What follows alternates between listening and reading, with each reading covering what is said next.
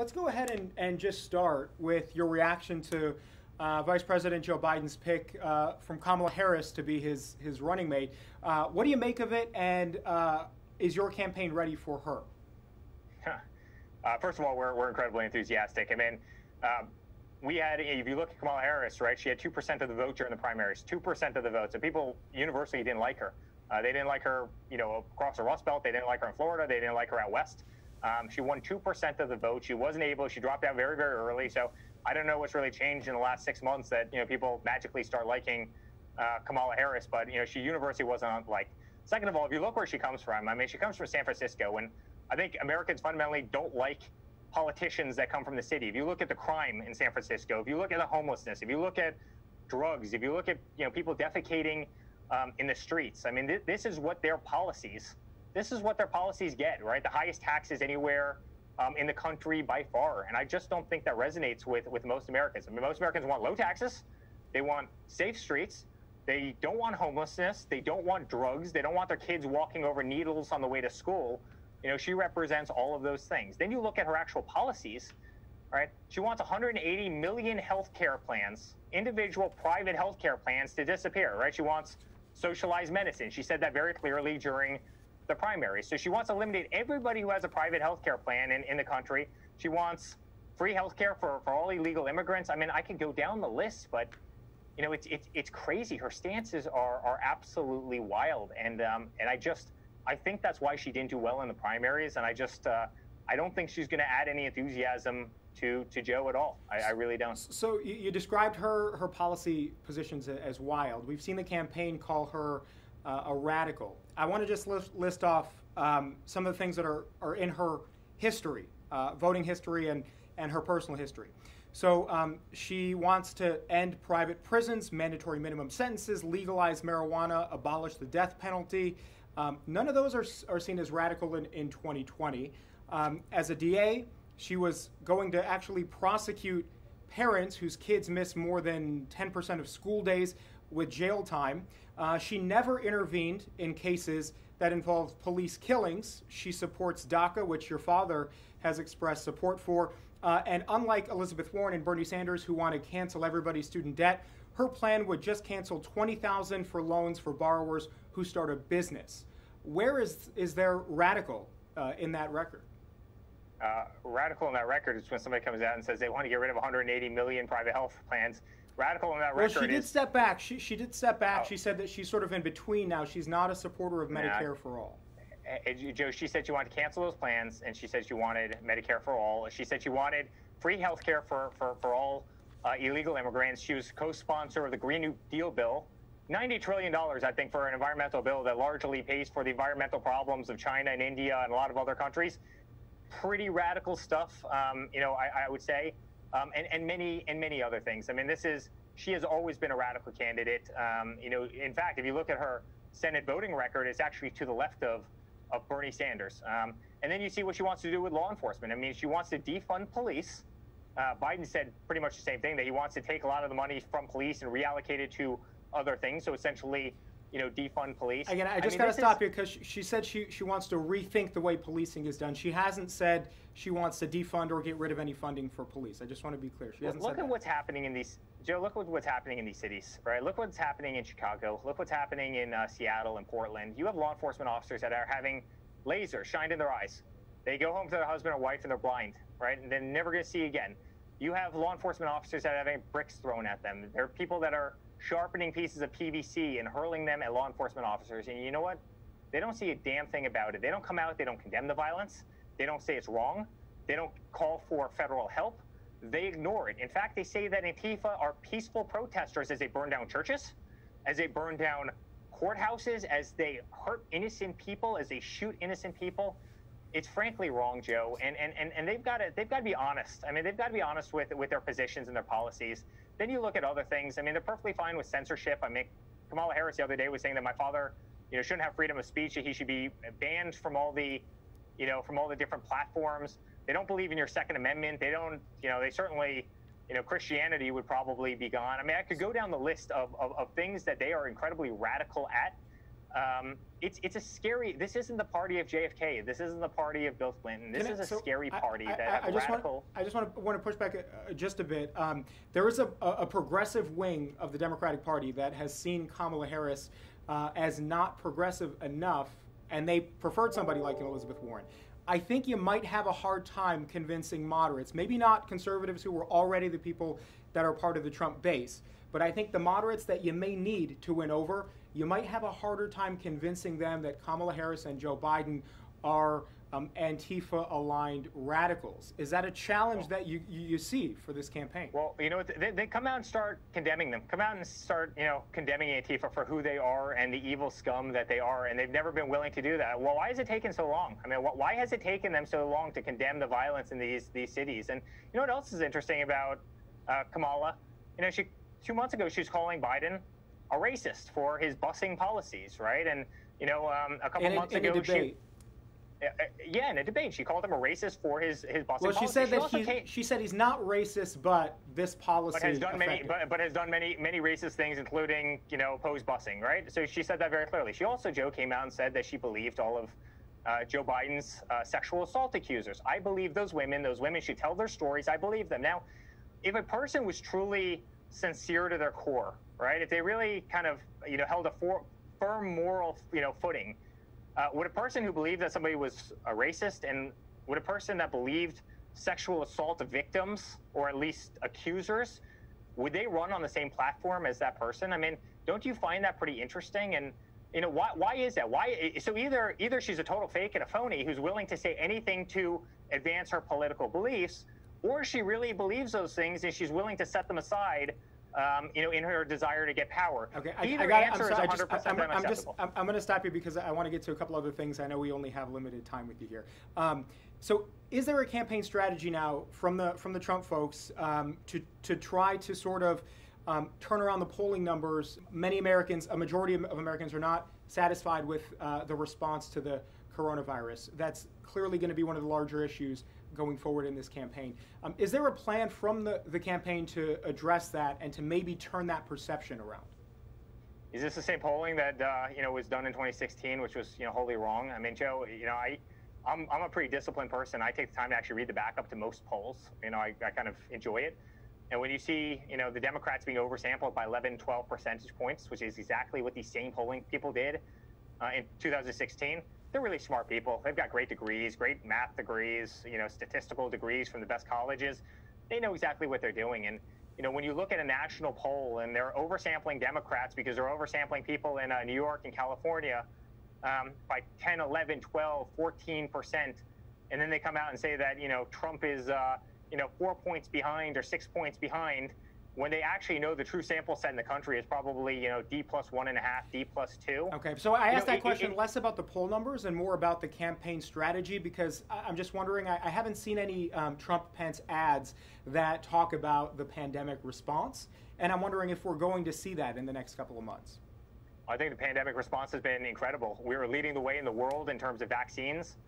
We're leading the way in the world in terms of personal protective equipment and ventilators and just about everything else. And we hear that from the president often from the podium. I'm just wondering if the campaign is going to take that on as maybe a strategy moving forward, and we see some campaign ads that way. Well, I think the world's seeing us coming out of this in a really strong way, and I'm proud of that. I mean, look at the Dow today. I mean, the Dow today is at 28,000. You're 1,000 points off of all-time highs in the history of this country. Look at the NASDAQ. The NASDAQ, how many records has the NASDAQ broken in the last 3 weeks? I mean, it's been unbelievable. Look at the last 90 days. 9.3 million new jobs have been created in the last 90 days and have come back. Look at today's job report numbers. I mean, if you want to be fair, report on today's job report numbers, where they thought, that you were going to have millions of jobless claims and it's 900,000. I mean, they were blown away. I mean, they were celebrating, literally cheering the numbers this morning. And so the point that I'm making is if you look what's happening to the U.S., unlike the UK, I mean, the UK their economy dipped by 60%, 59.8% to be exact. So let's stick with the economy. Let's stick with the economy here. Stimulus negotiations between the White House and Democrat leaders primarily haven't come up with any results, any deal. Your dad has come forward with a number of executive orders that may or may not get challenges. I think we're going to have to see in the next couple of days how that plays out. But how much responsibility should the White House take for not being able to move on any negotiations? Very little. That's why he did the executive orders at the end of the day. He couldn't deal with the others. You look at some of the proposals that were put into this bill. I mean, they want to bail out every democratically run city and state who had squandered their money for years and years and decades because of their horrible policies. They wanted total bailouts for those states. They wanted this, they wanted that, they wanted, certain voting measures. They wanted, mail-in votes to be approved. They wanted all sorts of nonsense. My father wasn't going to go for it. Yeah. They weren't taking it seriously because here's the reason, Joe. They can hurt the economy as much as they want, and they believe it will help them going into election day. They don't want stimulus packages out there. They'll do everything that they possibly can to fight it because they think it will hurt the economy, which will ultimately hurt my father. And so guess what? My father did the smart thing. He usurped them. Yeah. And he went around and he did a lot of great executive orders. And because he did those great executive orders, guess what? He'll give a massive infusion to the United States economy. And guess what? The Democrats will go down as a party who, in a dire time, were doing absolutely nothing to help. Well, the executive orders may give an infusion to the economy if they go through. Again, we may get challenges to those. My question to you is that if there are legal challenges, and instead of what the president has proposed, which is $400 for workers that are unemployed, you brought up the jobs numbers, which were undoubtedly a better job report than what we've seen, which is a good thing. NASDAQ you brought up. All positives there.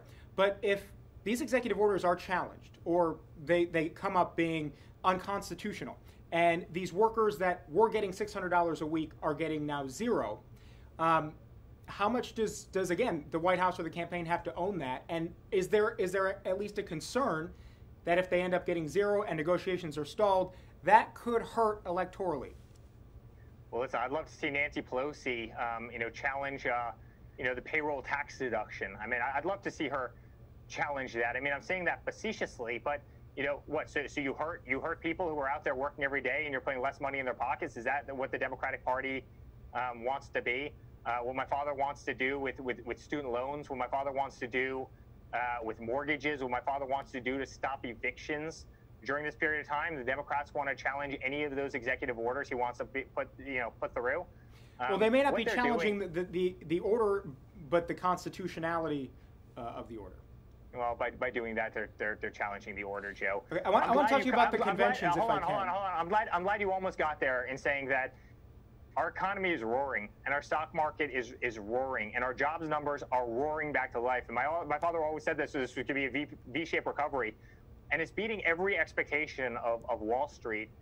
And people ought to start talking about that. I mean, I know where the liberal, media sits, and I know that they want to take a lot of cracks. But, from an economic standpoint, no one's seen anything like this. The way this economy is coming back to life, and as Americans, we should applaud that. We should celebrate it. We should be proud of that. Well, certainly, I applaud economic improvement. I think, as your father and the vice president would say, there's still a long way to go.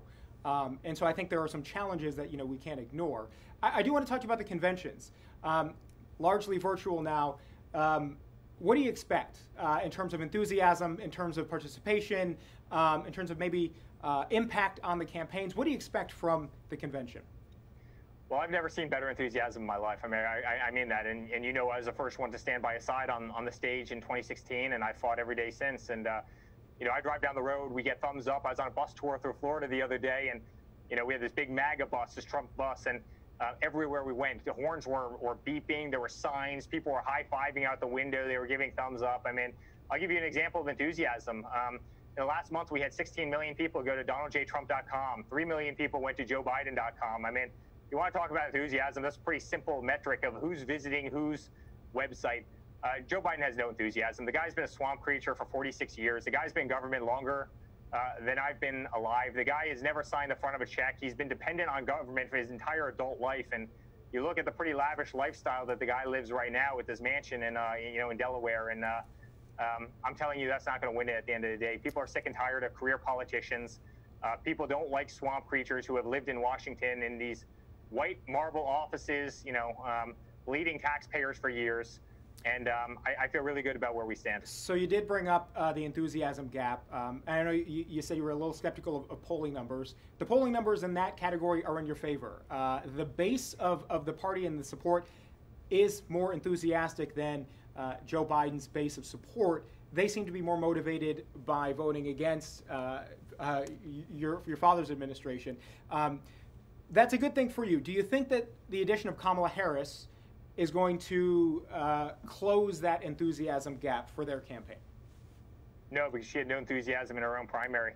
People didn't show up for her. I mean, you know, people in Iowa and people in Pennsylvania and people in Ohio and Florida and Arizona and New Mexico, they didn't show up for Kamala Harris. They didn't want anything to do with her. She ended with less than 2%. So, you know, they weren't enthusiastic 6 months ago. Again, I just don't know what she's magically done to recreate her brand or her charisma or her career or her political stances, where now all of a sudden people are over the moon. I really do think those two have a serious enthusiasm problem. I think Biden has a real structural problem, to tell you the truth. I mean, he can't go in front of a camera without making a serious gaffe, and I feel pretty good about about who we're running against. I really do. I got one more question for you, and I'll let you go. I thank you so much for being gracious with your time. Thank you, Jeff. There has been a lot made of Kamala Harris's historic candidacy as the pick for VP. She would be the first woman of color ever chosen to be on a ticket. She comes from a father from Jamaica, a mother who's Indian. So she's bridging a lot of gaps there. And if we can put partisan politics aside, is that sort of a uniting story of America that, again, I know she's on the other side from you, but that we can at least celebrate as a story that is sort of truly like uplifting and American?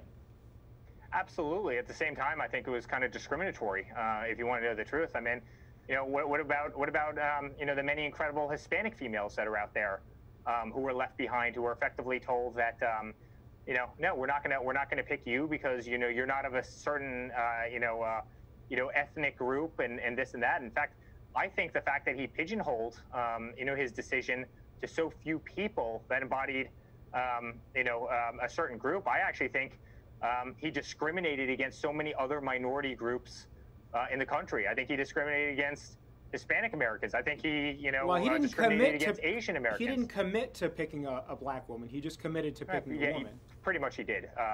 In fact, I would challenge you on that. He really did. And I think a lot of people in the Hispanic communities found that insulting, and I think a lot of people in other communities found that very insulting. And so, listen, I think it's great. I think the more diversity in the world, awesome. You know, the better. Really. But at the same time, I think, and I've heard from people, I've heard from people in Florida, and I've heard from people in certain coalitions that they thought that move was very discriminatory to other minority groups like them, who were left off on the sideline when there's a tremendous amount of incredibly qualified people in those categories that, you know, in those ethnic groups, you know, that would have been wonderful candidates and would have done a great job for this country. And so, you know, there's really two sides to what he did, and one side is, I don't know. I think there's some questions to be answered there.